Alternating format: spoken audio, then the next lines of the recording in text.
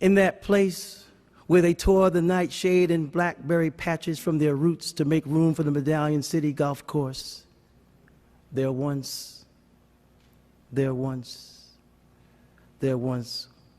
a neighborhood. He felt only the bite of a nail in his boot, which pierced the ball of his foot whenever he came down on it. I waited for Sula to look up at me any minute and say one of those lovely college words like aesthetic or rapport, which I never understood, but which I love because they sounded so comfortable and firm. Toni Morrison comes along once every, 200 years. The fantastic beauty of her work is that she does give us a lyrical equation, to measure our lives by. Winner of the 1993 Nobel Prize in Literature, Toni Morrison is the author of a prodigious body of work, including 10 novels, children's books, nonfiction books, essays, plays, and librettos. Her numerous awards include the Pulitzer Prize in 1988 for Beloved and the Presidential Medal of Freedom in 2012. In the dedication to her sons in the novel Sula, she writes, "It is sheer good fortune to miss somebody long before they leave you." This documentary, Sheer Good Fortune, provides excerpts of the tribute to Toni Morrison's literary legacy held at Virginia Tech and hosted by Nikki Giovanni, Maya Angelou, and Joanne Gabin. Writers, artists, and scholars read passages from Morrison's work and speak about how her writings have affected their lives, their teaching, and their own creative imagination. I am a great respecter and love of Toni Morrison. At the time I read Sula, and I was so moved and entranced, enchanted, and strengthened by that book that in the midst of my misery, I wrote a letter to Toni Morrison. We hadn't even met at the time, but I wrote a letter to her to say thank you. Thank you very much for not only seeing me and naming me somebody else, that's all right, but seeing me as an African-American woman, seeing me and loving me. This is what this woman has done through 10 books, loving, respecting, appreciating the African-American woman and all that she goes through, whether it's in Beloved, The Bluest Eye, whatever it is. So I love the fact that I'm here tonight, to be here to respect. I show my respect and my delight, my love for Toni Morrison. I thank you for your genius. I'm going to be reading from Song of Solomon, and it's a passage, a very descriptive passage, which is about the Great Lake region and what it smelled like at that time to live in this overly industrialized part of the country, and what that smell was like at night, and how it takes everybody into a space where they can both dream and at the same time ache. And I'm using that because, first of all, because of it spoke to me coming from there. I know the smell, I know that feeling, and also the bravery it took to describe something that isn't particularly pretty, and it isn't exotic in any kind of way. On autumn nights, in some parts of the city, the wind from the lake brings a sweetish smell to shore, an odor like crystallized ginger or sweet iced tea with a dark clove floating in it. There is no explanation for the smell either, since the lake on September 19, 1963, was so full of mill refuse and the chemical wastes of a plastics manufacturer that the hair of the willows that stood near the shore was thin and pale. I'd like to read a passage from the end of Toni Morrison's Jazz. I envy them their public love. I myself have only known it in secret, shared it in secret, and longed to show it, to be able to say out loud what they have no need to say at all. That I have loved only you, surrendered my whole self reckless to you and nobody else. That I want you to love me back and show it to me. That I love the way you hold me, how close you let me be to you. I like your fingers on and on, lifting, turning. I have watched your face for a long time now and missed your eyes when you went away from me. Talking to you and hearing you answer, that's the kick. But I can't say that out loud. I can't tell anyone that I have been waiting for this all my life and that being chosen to wait is the reason I can. Toni Morrison might deny that there's anything of herself in that passage, that it's simply the book speaking to the reader, but I think it is the writer also. That's how it speaks to me. I'm going to read from Sula. They thought of their son newly killed and remembered his legs in short pants and wondered where the bullet had gone in. Or they remembered how dirty the room looked when their father left home and wondered if that is the way the slim young Jew felt, he who for them was both son and lover, and in whose downy face they could see the sugar and butter sandwiches and feel the oldest and most devastating pain there is, not the pain of childhood, but the remembrance of it. Wow, that is exactly where this great writing is, that it's the remembrance. That's where it is. And it's not the remembrance, for me, this is the amazing thing, and I hope I can describe it. It's not remembrance of an event. That isn't the remembrance that she's talking about.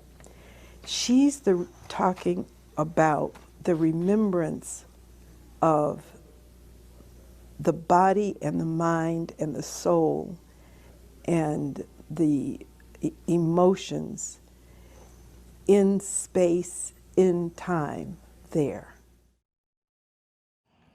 I'm reading the last two paragraphs of Sister Toni's Bluest Dye.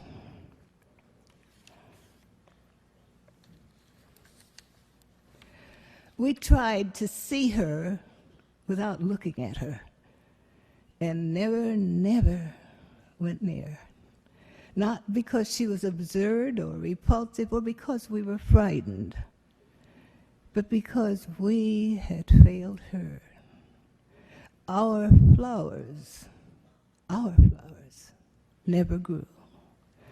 I was convinced that Frida was right, that I had planted them too deeply. How could I have been so slovenly? So we avoided Piccola Breedlove forever. From Tar Baby. Hurry, hurry, she urged him. They are waiting. Waiting? Who's waiting? Suddenly he was alarmed.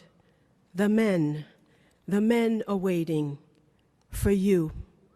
She was pulling the oars now, moving out. You can choose now. You can get free of her. They are waiting in the hills for you. They are naked and they are blind too. I have seen them. Their eyes have no color in them, but the gallop, They race, these horses, like angels all over the hills, where the rainforest is, where the champion daisies trees still grow. Go there, choose them. From The Bluest Eye. I'm going to read the opening of The Bluest Eye. And the reason I'm reading that is there's a passage where you hear the main character talking about how whenever she would get sick, or whenever any of the kids in the family would get sick, the older people look at them like, how dare you? We don't have time for you to be sick. And I remember that feeling when I was growing up. It's like people like, put a shirt on. Or if you sneeze, or if you're walking around barefoot in the house, it's like, what are you doing? You're gonna get sick. Like, as if it's your fault when you get sick. People, all the while that they're taking care of you. If we cut or bruise ourselves, they ask, are we crazy? When we catch colds, they shake their heads in disgust at our lack of consideration. How, they ask us, do you expect anybody to get anything done if you all are sick? My mother comes. Her hands are large and rough, and when she rubs the Vicks salve on my chest, I am rigid with pain. I am covered up with heavy quilts and ordered to sweat, which I do promptly. So, when I think of autumn, I think of somebody with hands who does not want me to die. I'll be reading from Sula, 1937, when she returns to the bottom. What was taken by outsiders to be slackness, slovenliness, or even generosity was in fact a full recognition of the legitimacy of forces other than good ones. They did not believe doctors could heal. For them, none ever had done so. They did not believe death was accidental. Life might be, but death was deliberate. They did not believe nature was ever askew, only inconvenient. Plague and drought were as normal as springtime. From The Bluest Eye.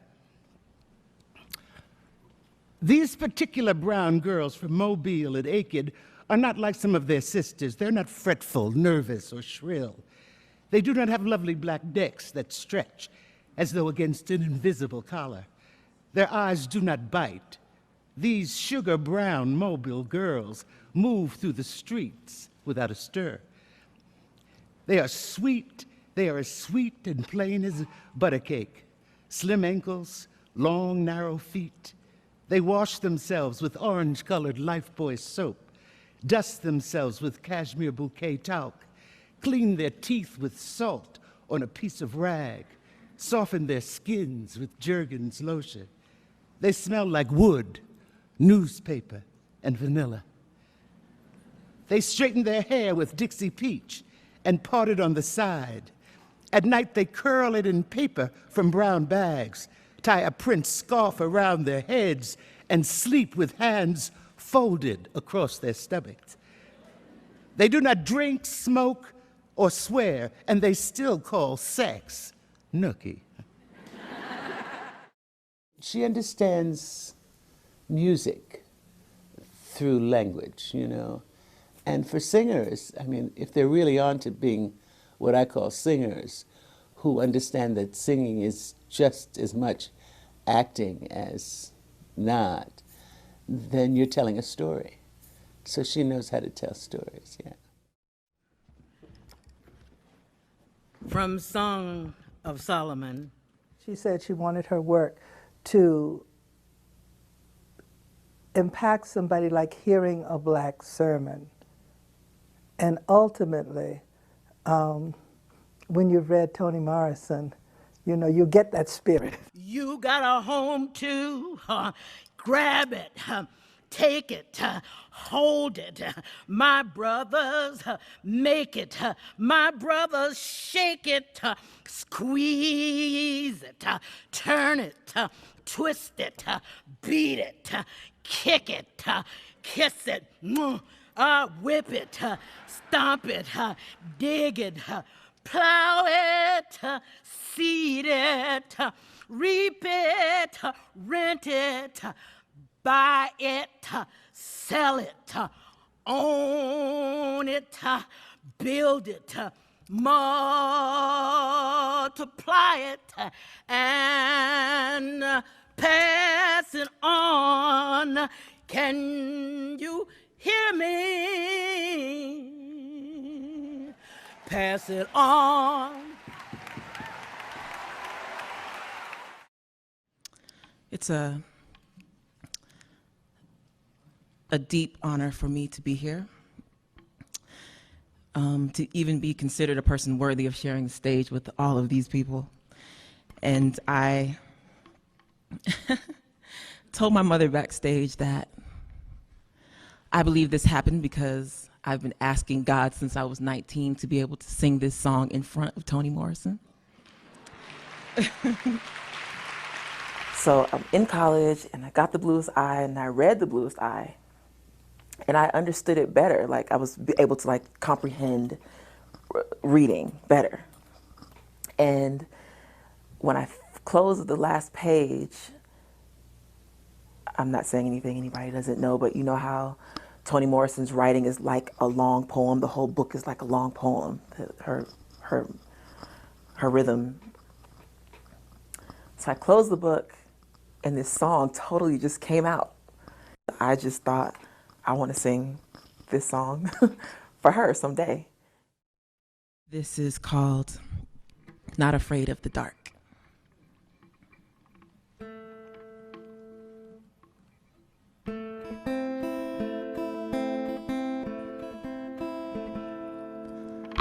Show me the way and I'll follow, no matter how far, deep, dark, or hollow. 'Cause when I'm with you, I'm not afraid of the dark.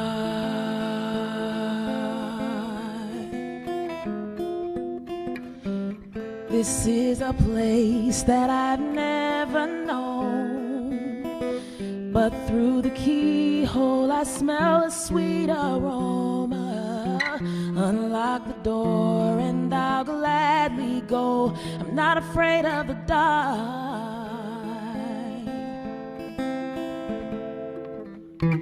I'm ready to jump right in.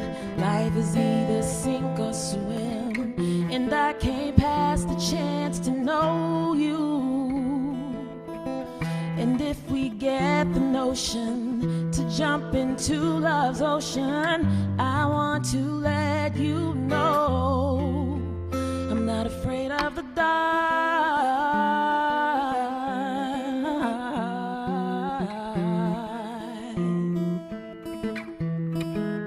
I'm not afraid of the dark.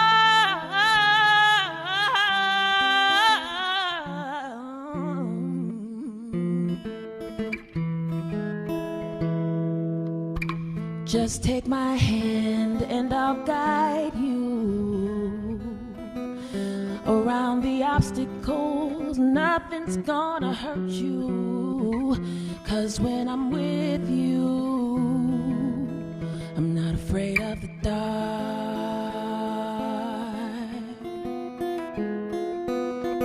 Show me the way and I'll follow. How far, deep, dark, or hollow. 'Cause when I'm with you, 'cause when I'm with you, 'cause when I'm with you, I'm not afraid. afraid of the dark.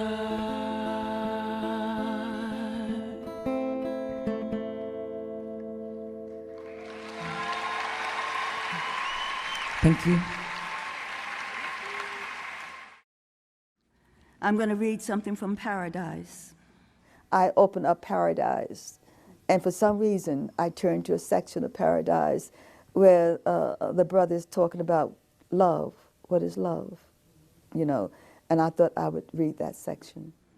Do da do do do da do do do do do do do da love love love love love love love love love love love love love do da da da da da da da love love love. Let me tell you about love. That silly word you believe is about whether you like somebody or whether somebody likes you, or whether you can put up with somebody in order to get something or someplace you want, or you believe it has to do with how your body responds to another body, like robins or bison, or maybe you believe love is how forces of nature or luck is benign to you in particular, not maiming or killing you, but if doing so, it for your own good. Do da da da love. Do da da da da do da he love love love love love. No da do da dee don't love love love love love love love. Do da da love love love love love. Love is none of that.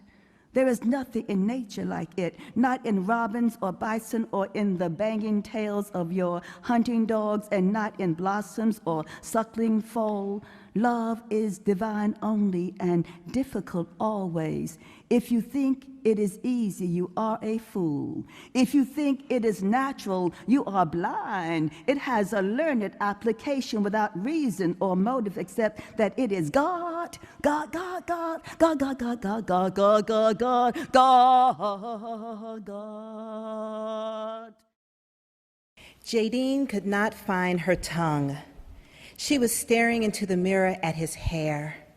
Last night, sitting with Valerian in the soft light of the dining room, it had looked merely long and unkempt. Here, alone in her bedroom, where there were no shadows, only the glimmering, unrelieved sunlight, his hair looked overpowering, physically overpowering, like bundles of long whips or lashes that could grab her and beat her to jelly. And would. Wild, aggressive, vicious hair that needed to be put in jail. Uncivilized, reform school hair, Mau Mau, Attica, chain gang hair.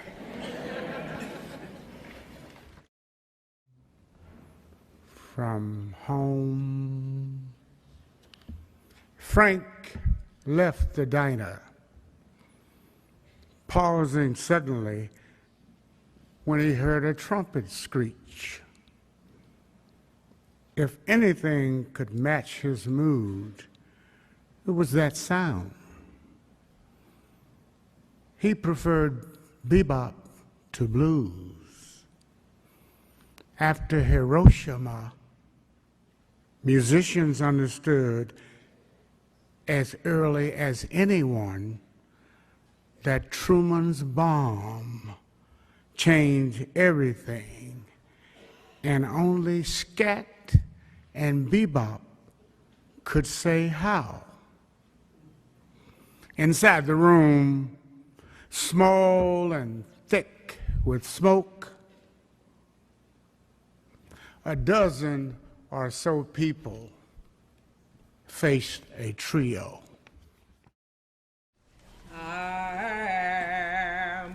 Poor pilgrim of sorrow,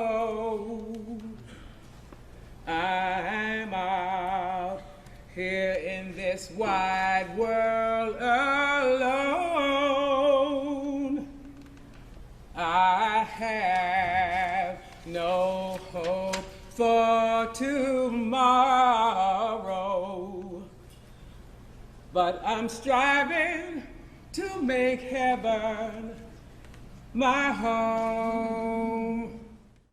The tub was the newest feature in the tiny shotgun house, and Milkman sank gratefully into the steaming water. Sweet brought him soap and a boar's bristle brush and knelt to bathe him. what she did for his sore feet, his cut face, his back, his neck, his thighs, and the palms of his hands was so delicious. He couldn't imagine that the lovemaking to follow would be anything but anticlimactic. Afterward, he offered to bathe her.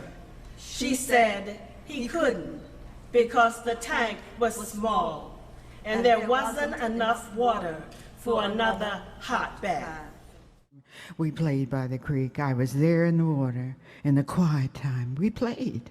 The clouds were noisy and in the way. When I needed you, you came to be with me. I needed her face to smile. I could only hear breathing. The breathing is gone, only the teeth are left.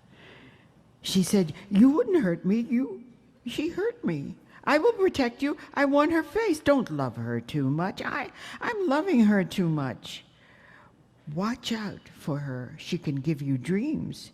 She chews and swallows. Don't fall asleep with her braids, your hair. When she braids your hair, she is the laugh. I am the laughter. I watch the house. I watch the yard.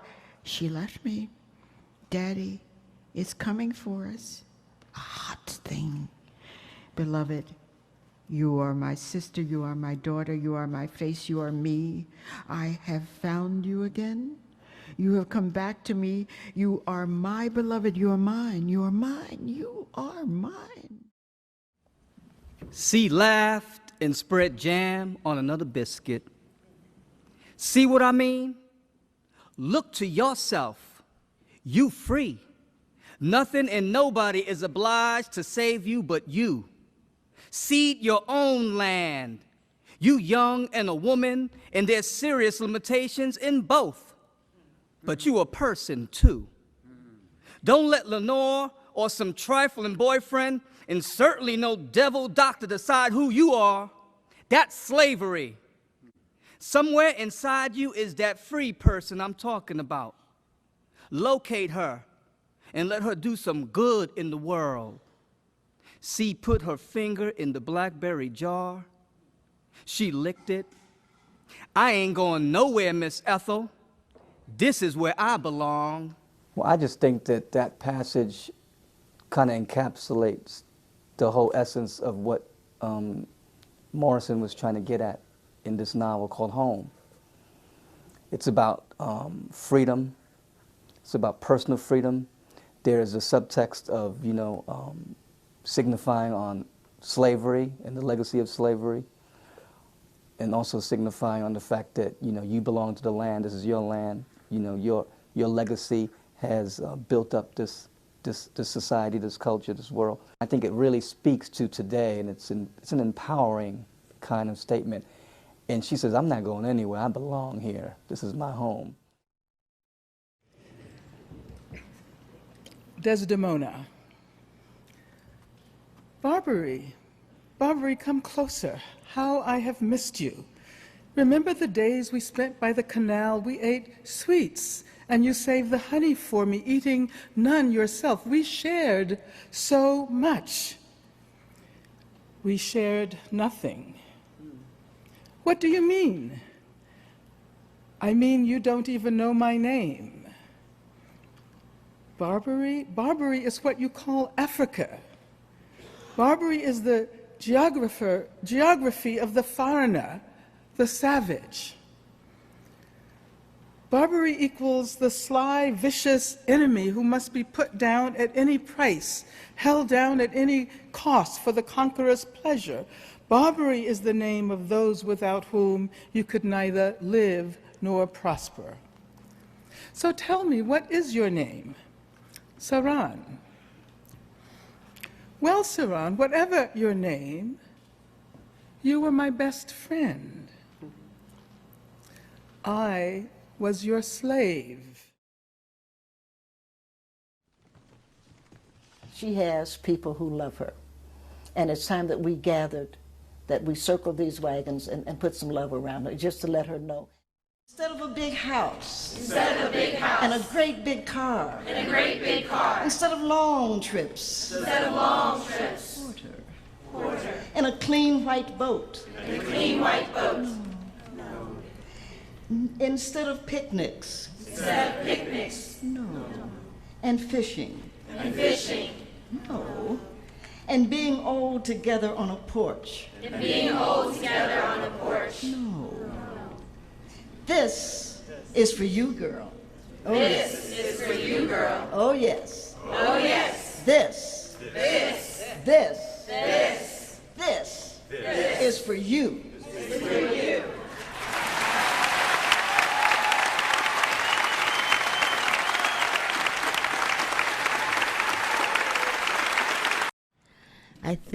I really think this is, I think it is the first time I've been rendered speechless.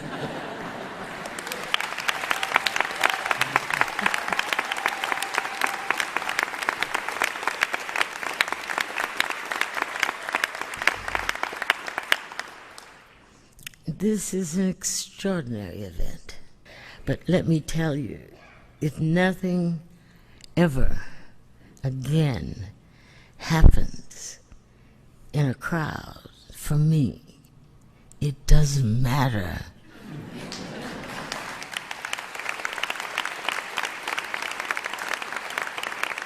Now, this is as good as it gets. For a writer, for someone who began to write the kind of, what would be a good idea for me to read? So I worked a little story with some other writers in Washington. They sort of liked it, some of them, and some of them didn't. And then I left the city, went away, got another job 3, 4, 5, 6 years later. I take that story and I begin to build it into something else. The something else really has quotes, because I didn't really know what it was about. I knew what the story was, but not the meaning. Then something happened. I was familiar with the poets, of which there are many represented on this stage and certainly in the audience. They were first. And they said powerful, interesting, complicated things. They talked about love and courage and bravery and one another. And then there was the novel. I read I Know Why the Caged Bird Sings.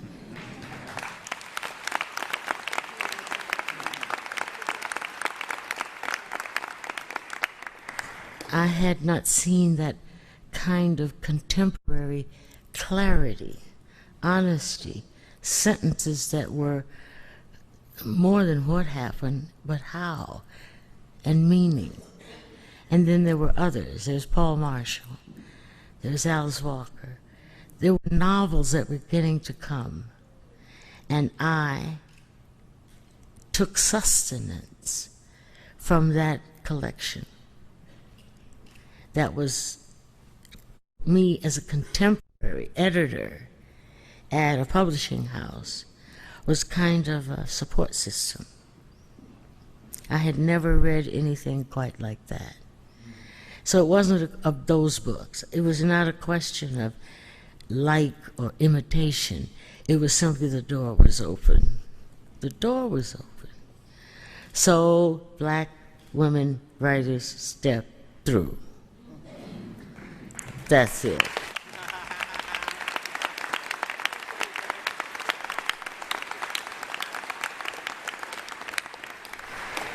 And what was interesting to me is, unlike contemporary African American men, powerful writing men, I mean really Ellison and Wrights and Jimmy Baldwin, etc., one of the things that was important to them as writers, legitimately important to them, was a confrontation with the oppressor.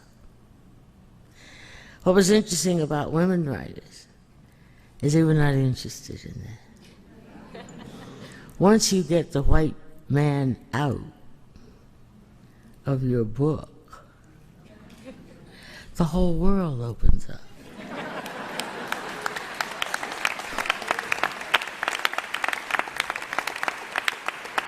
Truly.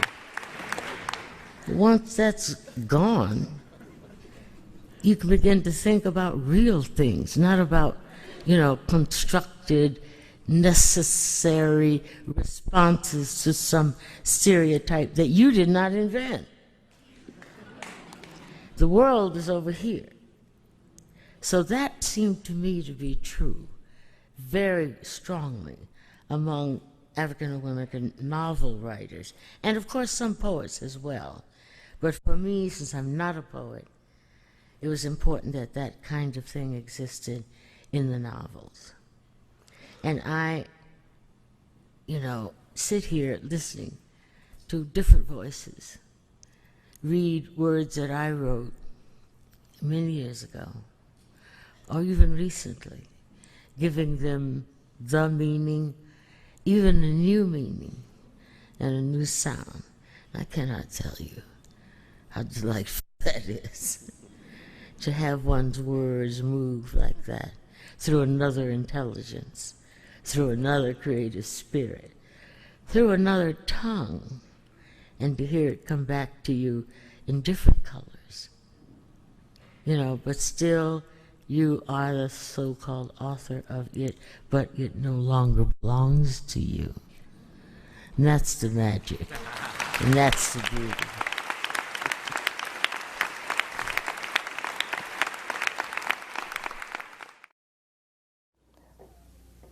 Toni Morrison is a writer of the 20th and 21st century. She came giving us a gift of words. She was a healer. She is an innovator. She is a woman who put African American women and men on a world stage that said simply, listen to what we have to say about this story in this place called America. Listen and learn that what it meant really to, in spite of what happened to us, that we remain human. That is an amazing accomplishment, for a writer to show us that, even though she has shown us insanity at some point. But, that's part of being human in America, is that you taste insanity, in the family at some point, but you keep on moving, you keep on walking, you keep on being.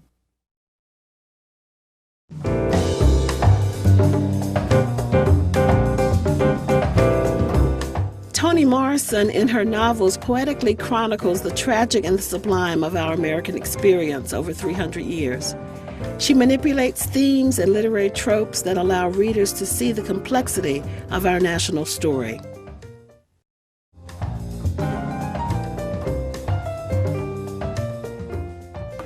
Well, it's the simple kinds of theses she has.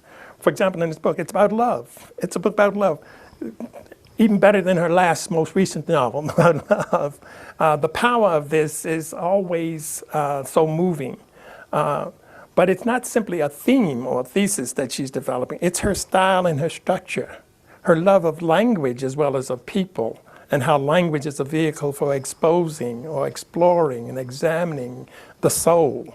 And that's what I am very awed by. And it's the use of language in a way that I believe is incomparable by any other living American or African American poet. Well, I call her a poetic realist because she uses language in a poetic manner.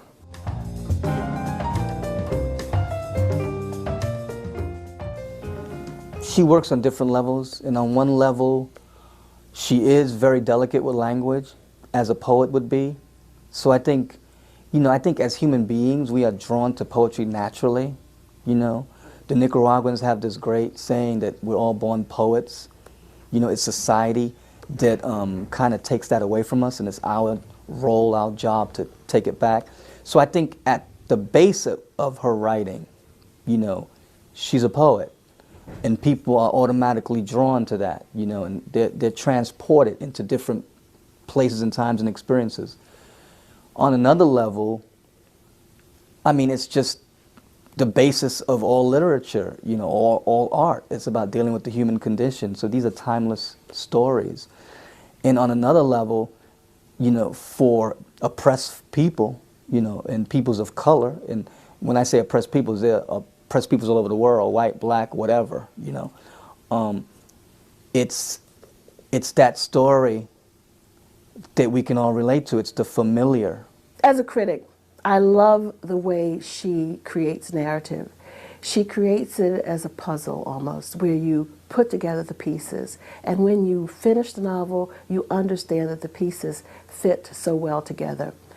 I enjoy her language because it's poetic, because it's laden with music, because it has its own unique style that leads us to understand that she has taken large themes and she has concentrated those themes in the characters of people like Sula and Seth and Nell and Eva Peace. These characters that ring in our souls. Toni's language is magical. I mean, of course, her creation of characters is amazing, but it's the language that you fall in love with first, I think. That's certainly what I fell in love with. Sula was the first Toni Morrison novel I read, and I read it over and over and over again because I couldn't believe the language and what she was doing with it, and the way that she is preoccupied with relationships and with the way that all of us grew up and live our adult lives missing something or having lost something. Her ability to use language to create characters who have experienced that kind of loss, and the way she explores how they deal with it, how they confront it. She writes well. For example, Playing in the Dark, which are the essays, which are brilliant. Do you know? I mean, they stimulated me to want to read other people. Do you know what I mean? She writes well. She understands language. She understands how to put things together. Do you know what I mean? To keep the mind and the heart and the emotion, you know, going.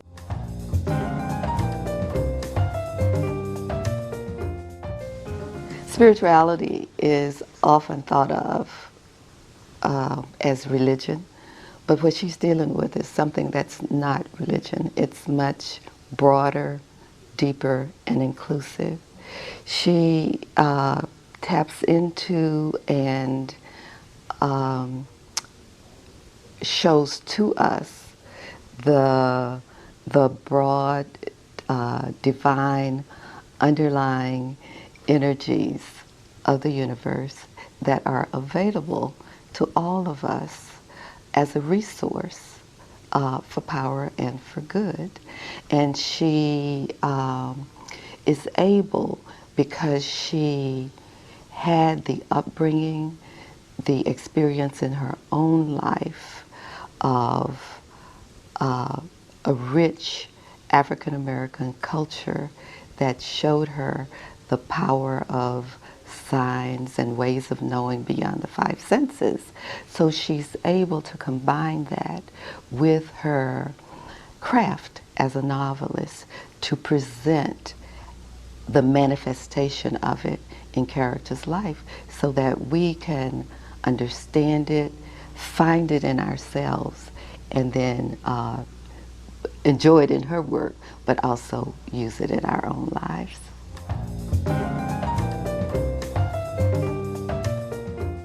It's always seemed to me that her central interest in her novels in many ways has been a kind of correction of history, a rewriting of history, using fiction as a tool to engage the reader and re-educate the reader about issues that are close to her heart. Because she said before, I think many times actually, that she started writing these books because they weren't out there for her to read. So she wrote the books so she could read them. And of course, people she cared about could read them and profit from them, and those people are my students. And I always think of W.B. Du Bois when I think about her position in the firmament, because he was, of course, the great black historian, sociologist who did so much for racial uplift at the turn of the century and then in the beginning of the 20th century. Since Du Bois decided to go back and rewrite the history the way he saw it, and that is a classic of our historiography of Black Reconstruction, I see Morrison doing the same thing in her novels. And again, she's like August Wilson, another great writer who decided to reinscribe history in the form of plays. He wrote 10 plays before he died, each one devoted to one decade of the 20th century. And all of his characters are African Americans struggling to get a grip on the conditions that they've been presented with, and some of them do it triumphantly. And this is something that we see Morrison doing too in her novels, and I think there are almost as many novels now as there are plays by Wilson. But she didn't do it the way he did it. She didn't just pick arbitrarily decades. She went to historical nodes that are crucial in the history of the race, the nation, and indeed the world.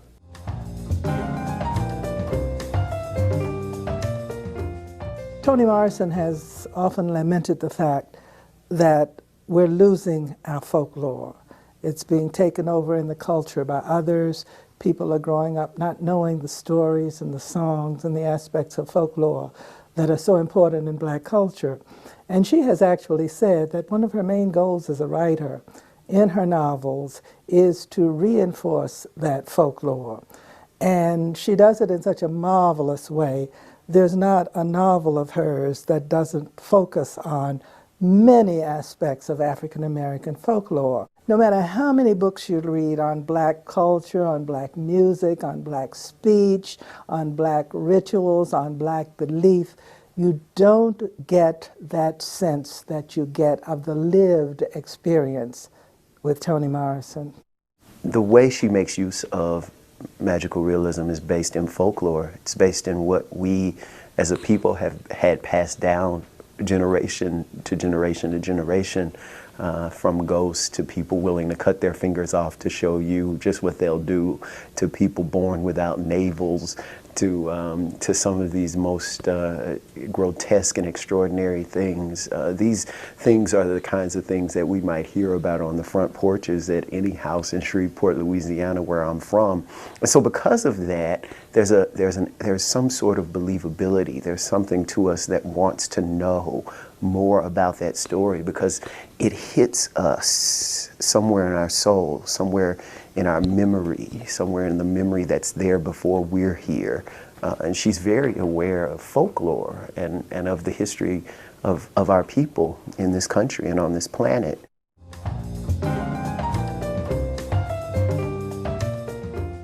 Morrison uses community in many ways. It is, in many ways, her characters illustrate that some of their character, some components of their character are adopted from their communities.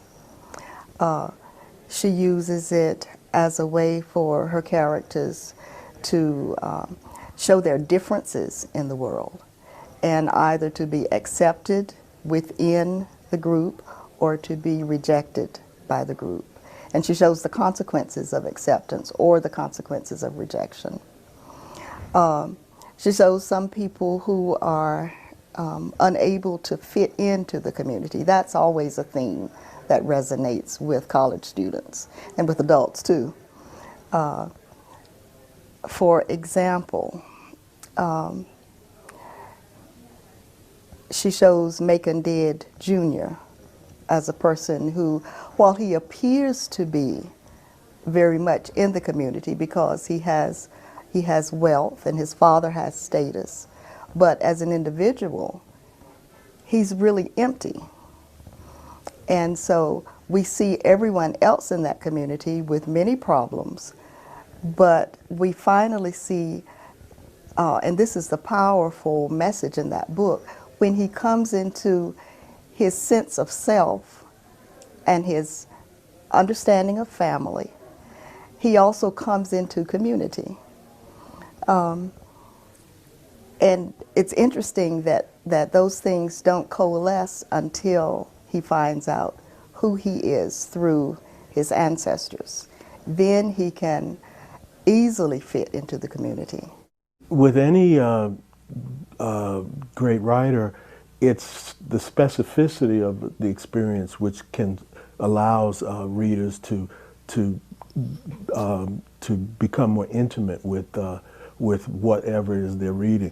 I mean, you know, James Joyce only wrote about the Irish experience and the Dubliners, Stephen Dedalus, and it's because of what's universal is in the specifics. And Toni's work has always been about the specificity of experiences between individuals who are part of a larger community but are distinct as persons in and of themselves. And if you can do that as an artist, as a writer, then that makes what you've done universal. Usually, I guess the assumption is that universal means you have to speak from the general, and that way you encompass more. But I think the way it works is that the more you speak in a singular way, a specific way about human beings, the more it becomes something that can resonate for a larger group of people, even if they're not from that experience, because emotions are universal.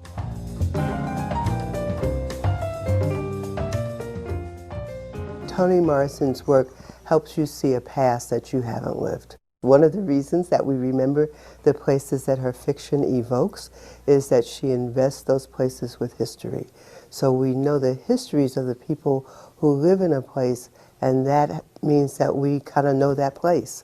And so many writers think that they have to, you know, do several chapters of setting. And Morrison's work tells us we don't have to do that, that settings can be very deftly sketched. But if we have the histories of the people who lived in those places, we have a sense of what those places actually signify.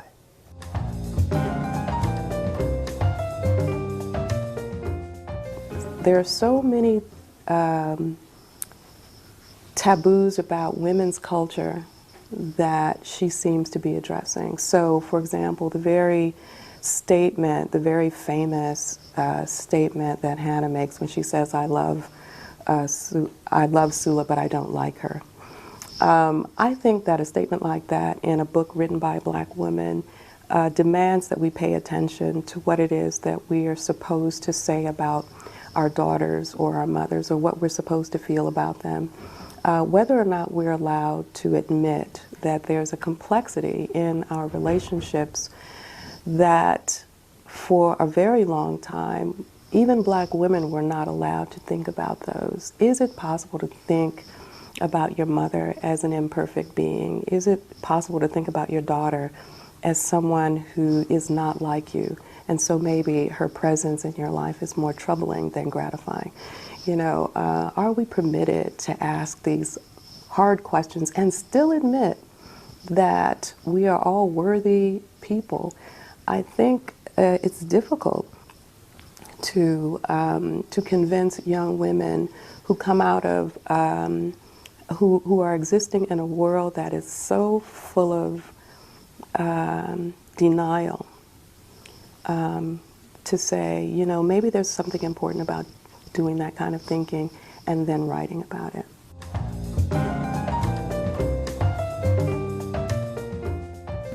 The one thing she does, which both excites and irritates people, she dumps you right into the story. You open that book and you see Baby Suggs and you say, who is Baby Suggs? You think you're baby. You think there's a baby in a cradle somewhere. And suddenly you realize after a few pages, she's talking about the grandmother, who is dead, incidentally. So it's that technique that in which she dumps you into the story, and she says to the reader, find it. Read this and find out what's going on here. Don't expect me to tell you a twinkle, twinkle, little star story. go to it and find out what's in it. And I admire that a great deal. I have done a lot of that in my poetry.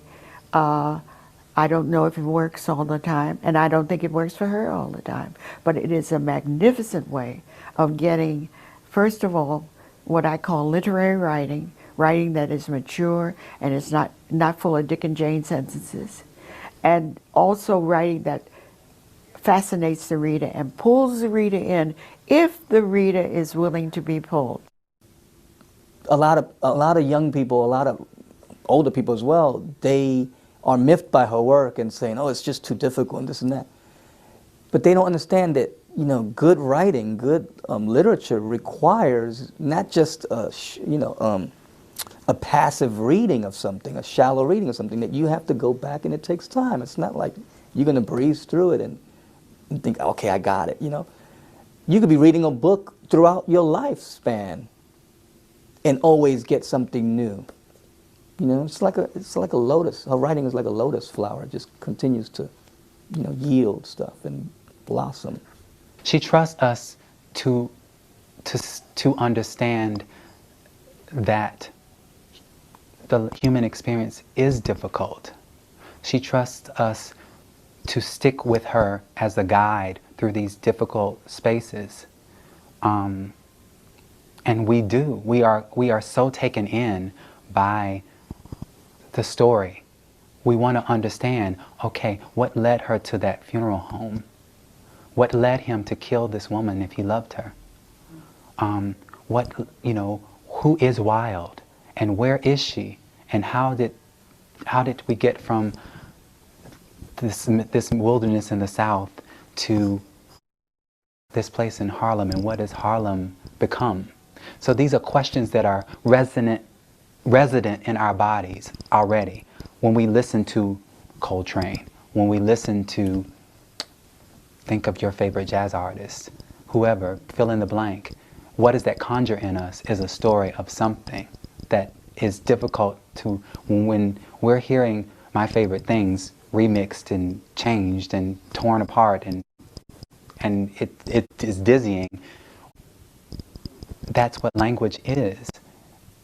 I think she trusts us to stick with her through the difficulty and trust us that we will land with her in this place of our own understanding. I love the fact that she doesn't tell me what to think about what she's saying. We have to fall in love with what is difficult. And if we can do that, then we will never deprive ourselves of someone else's genius just because we had to make an effort to achieve that with them. So I would say that to include her, that you'd have to include her, because I can't think of one other single individual writer who has brought quite the complexity of looking, of seeing the American landscape and the African American in that landscape. I can't think of any person who has done that as copiously, as consistently, and with as much love as.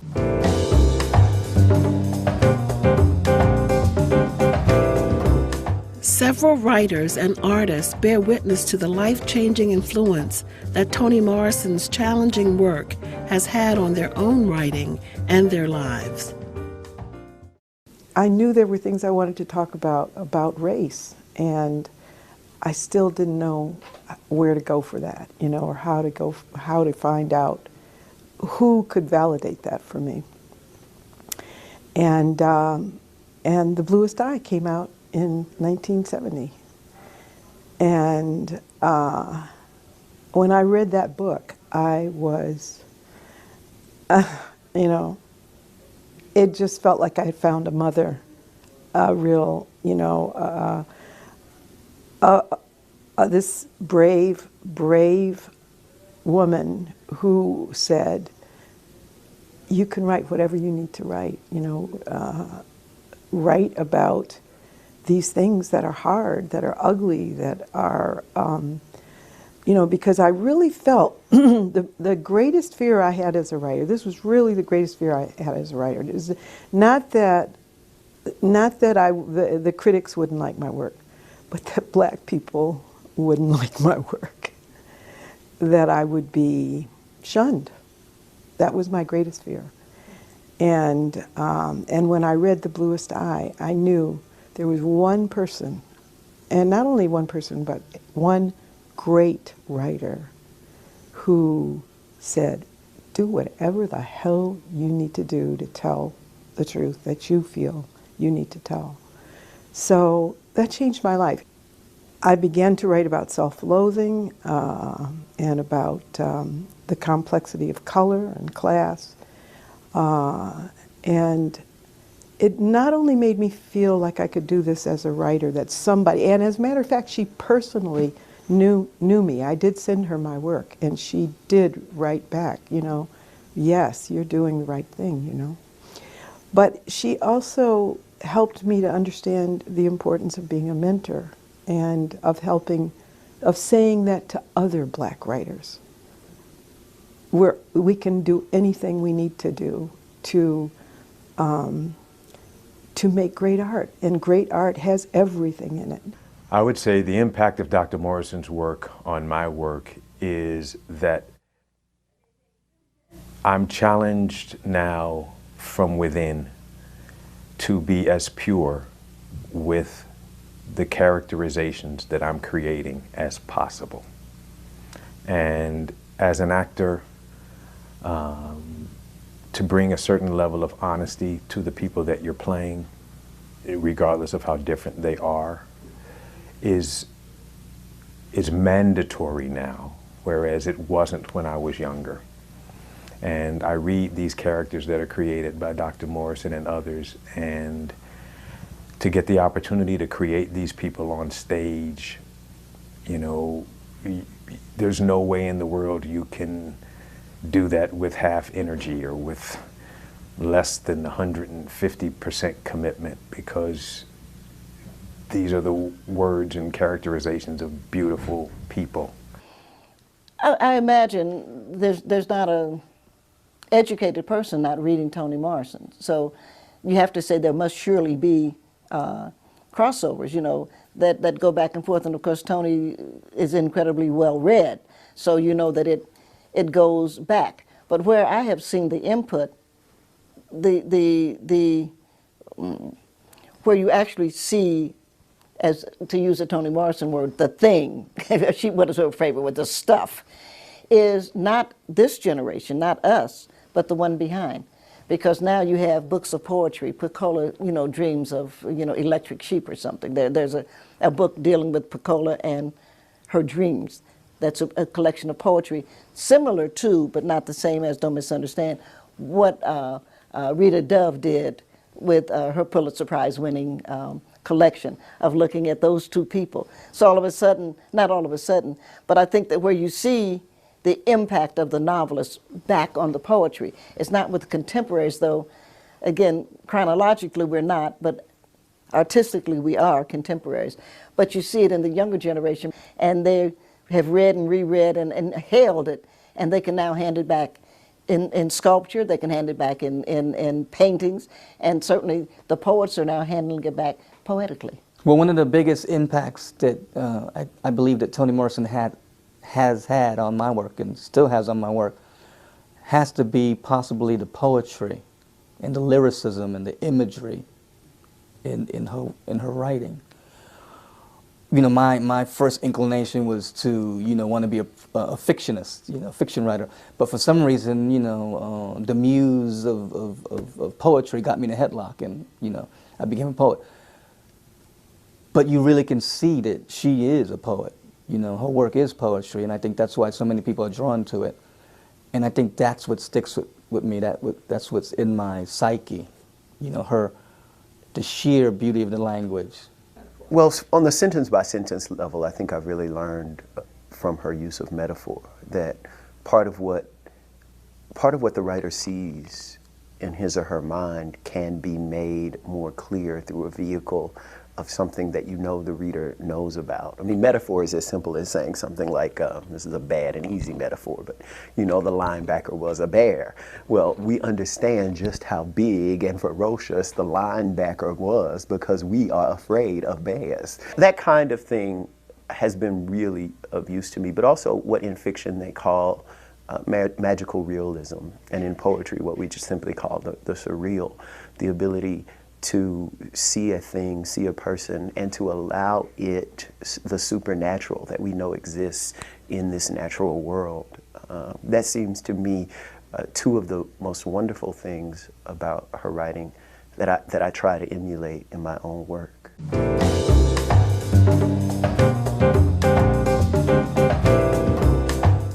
The art of teaching Toni Morrison's work comes in creating a learning environment that explores both the exterior and interior spaces of human experience and suspends easy assumptions in understanding them.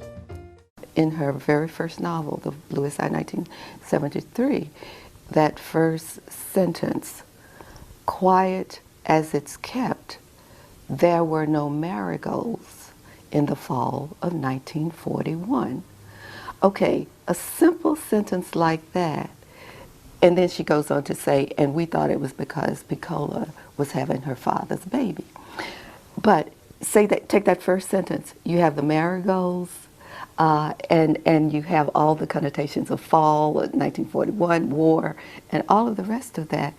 But see, she's immediately almost invoked the whole universe, the whole cosmos.